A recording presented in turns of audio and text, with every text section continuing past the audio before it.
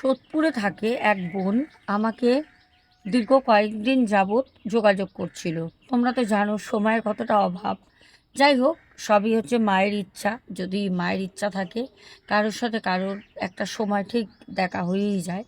তো যাই হোক, বোনটির সাথে সোদপুরের আমার পরিচয় হয়। বোনটি বলে, দিদি ভাই, অনেক অনেক অনেক তোমার সাথে যোগাযোগ করার চেষ্টার পর ফাইনালি আজকে তোমার সাথে কথা হচ্ছে। ওর অ্যাকচুয়ালিও ফাইন্যান্সিয়াল কিছু প্রবলেম হয়ে গেছিলো, যার কারণে ও একবার দুবার না বহুবার নিজেকে শেষ করতে যায়।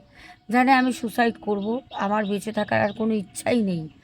ও আমাকে বলে, দিদি তুমি পারলে বাঁচাও।